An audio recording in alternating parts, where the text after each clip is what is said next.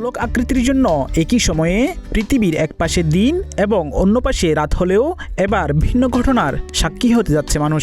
বুধবার বিকেলে একসঙ্গে দিনের আলো প্রত্যক্ষ করবেন পৃথিবীর 99% বা প্রায় 820 কোটি মানুষ, যেখানে পৃথিবীর মোট জনসংখ্যাই 830 কোটি।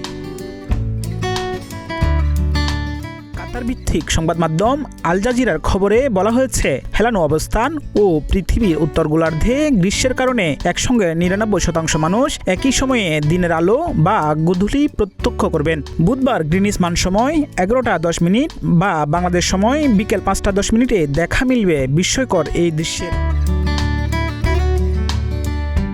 প্রতিবেদনটিতে জানানো হয়, ওই সময় কেবল 1 মিনিটের মতো স্বল্প সময়ের জন্য পৃথিবীর অধিকাংশ জনবহুল এলাকা সূর্যালোকের আওতায় থাকবে। তখন রাতের অন্ধকার থাকবে কেবল পৃথিবীর ছোট্ট একটি অংশে।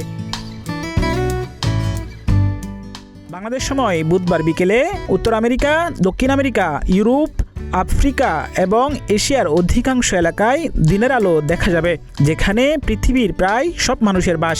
আর অন্ধকারাচ্ছন্ন থাকবে অস্ট্রেলিয়া, নিউজিল্যান্ড এবং দক্ষিণ পূর্ব এশিয়া ও অ্যান্টার্কটিকার কিছু অংশ। অবশ্য এই সময় এসব এলাকার পার্শ্ববর্তী সমুদ্রেও থাকবে রাতের অন্ধকার। এই ঘটনা কেবল একদিনই ঘটে এমন নয়। প্রতি বছর সম্ভাব্য 18 মে থেকে 17 জুলাই পর্যন্ত প্রতিদিন কোনো না কোনো সময়ে কয়েক মুহূর্তের জন্য পৃথিবীর প্রায় সব মানুষই দিনের আলো প্রত্যক্ষ করেন। আরাফাত বিন হাসান, প্রতিদিনের বাংলাদেশ ডেস্ক।